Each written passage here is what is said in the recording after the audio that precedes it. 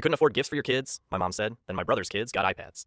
We'd scrape together what we could. My wife crocheting scarves for my parents, me hunting down a vinyl record my dad had wanted since the 80s, and Lego sets for my brother's kids. When we walked into my parents' house, arms full, the whole place smelled of cinnamon and pine. For a second, I thought we belonged. Then gift exchange started. My mom cleared her throat. Caleb, honey, I'm so sorry. We couldn't afford gifts for your kids this year. She said it soft, like she was announcing a tragedy. I nodded, forced a smile. My kids sat quietly, waiting. And then I watched Ethan's kids tear into iPads, sneakers, even leather jackets with their initials stitched on the back. My daughter Emma looked at me with watery eyes like she was asking what she'd done wrong. Max held the wrapped book we'd gotten for Grandpa and just went quiet. Dad patted my shoulder and chuckled. Next year will be better, but I knew better. Dad had just gotten a bonus. Mom still posted spa pictures online, and Ethan had bragged about the new truck Dad co-signed for. That night, driving home in silence, something cold settled in me. Not rage, something heavier, like a door had slammed shut. At brunch the next week, I tried to play along, but then Mom stood to make an announcement. A family fund. Everyone would chip in monthly for emergencies, birthdays, vacations. She smiled at me like this was charity. Ethan smirked, talking about new tablets for his kids. I asked if this fairness included mine, the kids who hadn't even gotten socks for Christmas. The room went still. Dad laughed it off. Later, Dad messaged me directly. Could I double my first contribution since Ethan's kids had expenses coming up? That was the moment I knew this wasn't clumsy favoritism. It was exploitation. The final straw came when they invited us to dinner. The living room was stacked high with wrapped boxes, Nintendo Switches, brand name clothes, headphones. Emma sat forward on her knees, waiting for her turn. But nothing had her name on it. Nothing for Max either. Mom smiled gently and said, "We figured we'd wait until the fund is set up so no one feels shortchanged." I laughed, bitter, hollow. Picked up my kids, told them we were leaving. That night, pacing the kitchen, I told my wife, I'm done. Pulling away gave me space to think. I stopped going to every dinner, every brunch. Instead, I worked side jobs, saved every dollar, and finally bought my own garage. We painted the walls, set up a waiting area, even added coloring books for kids. Within months, business boomed. For the first time, I wasn't dependent on anyone. Meanwhile, the group chat kept buzzing with Ethan's life. Parties, trips, recital costumes. We weren't invited. Then Dad called. Ethan's truck payment was due. Could I cover it? I hung up mid-sentence. Something clicked then. I wasn't going to beg for respect anymore. So when Mom announced a big family dinner, I knew what it was. A stage. They wanted me to set the tone by handing over money. I decided to give them something else. I gathered years of receipts, screenshots of texts, copies of group messages, even Dad's voicemail asking me to cover Ethan's truck. I laid it all out in a neat folder. That night, after dessert, Mom clinked her glass and made her pitch for the family fund. Ethan stood beside her, grinning. And Caleb can kick things off. Every eye turned to me. I opened my folder, calm. Before we talk about money, I think we need to agree on what family support actually means. Then I read them their own words. The text where Mom said not to invite us on vacation. The message about doubling my contribution photos from Sophie's party we weren't invited to. Dad's voicemail about Ethan's truck. The room went silent. We've smiled and swallowed this for years, I said evenly. That ends tonight. We won't be part of a fund that buys iPads for one set of kids while mine sit invisible. You wanted me to set the tone? Consider it set. I placed my business card on the table. Owner, operator, soon to expand. I don't need your money. I don't need your approval. All I need is distance. Then I gathered my family and left. The fallout was chaos. Mom accused me of embarrassing. Ethan raged that I'd made it about, but some relatives reached out quietly, admitting they'd seen it too. My grandparents even mailed a note. We're proud of you. Weeks later, Mom and Dad showed up at my shop. For the first time, they looked unsure. Mom said, "We didn't realize how bad it had gotten. We thought you didn't mind." I told her I wasn't pretending anymore. If they wanted to be part of my kids' lives, it had to be equal. No more secret parties, no more guilt trips. If not, they'd lose us. That Sunday, we showed up for dinner, and there were 4 gift bags by the door. 2 for Ethan's kids, 2 for mine. Emma's face lit up. Max smiled. It wasn't perfect, maybe never would be, but it was different. Driving home, Emma leaned forward from the back seat. "Daddy, that was fun." And for the first time in years, I smiled and meant it.